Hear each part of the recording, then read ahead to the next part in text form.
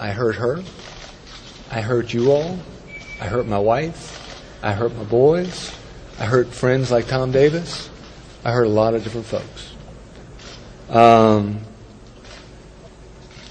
all I can say is that I apologize. 18 minutes, a soft-spoken and often tearful Governor Mark Sanford turned the South Carolina State House into his confessional.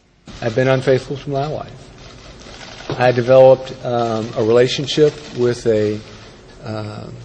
what started out as a dear, dear friend from Argentina, in just a casual email back and forth, in advice on one's life there and advice here. But here, recently, over this last year, it developed into something much more than that.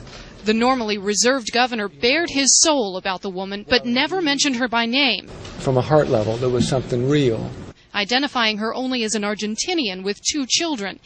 His wife, Jenny Sanford, said she asked him to leave 2 weeks ago to, quote, maintain my dignity with the goal of ultimately strengthening our marriage. Today, she was not by his side.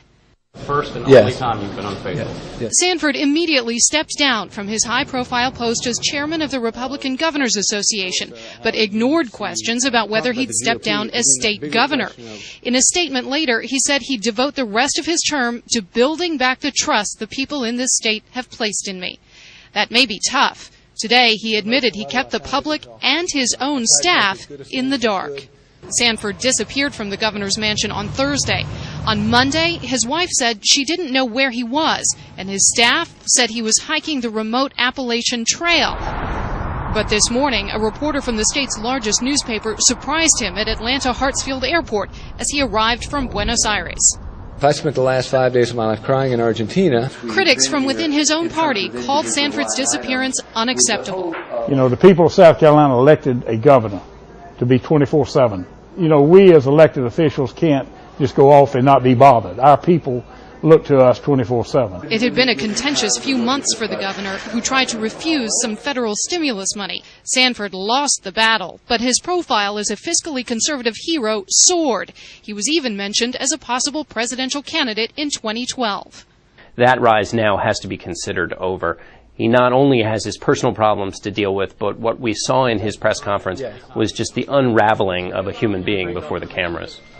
Just a short while ago, the newspaper The State released emails it says are between the governor and his alleged mistress, identified only as Maria.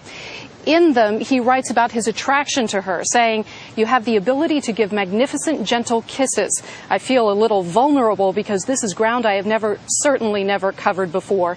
Please sleep soundly knowing that despite the best efforts of my head, my heart cries out for you and an even deeper connection to your soul."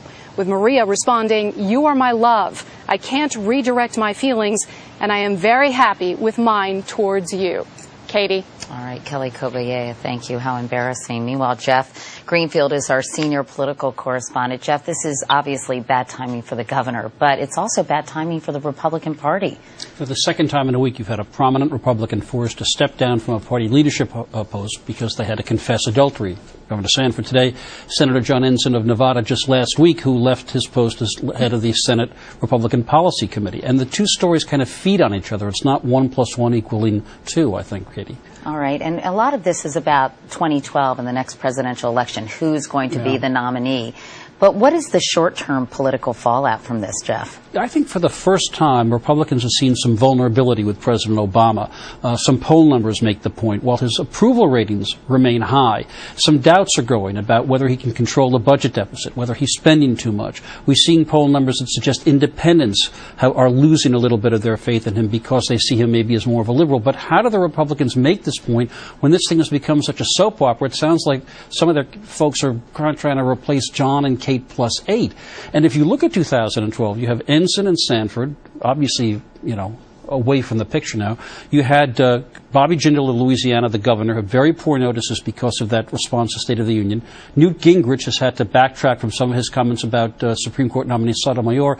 And John Huntsman, the governor of Utah, nothing happened bad for him except that President Obama's made him ambassador to China, so he's out of the picture. They'll find somebody. Can Governor Sanford survive this and stay governor? I think at the end of his tour, we're going to find out whether people regard him as Bill Clinton or Elliot Spitzer, Katie. All right. Jeff Greenfield, as always, Jeff, thank you so much.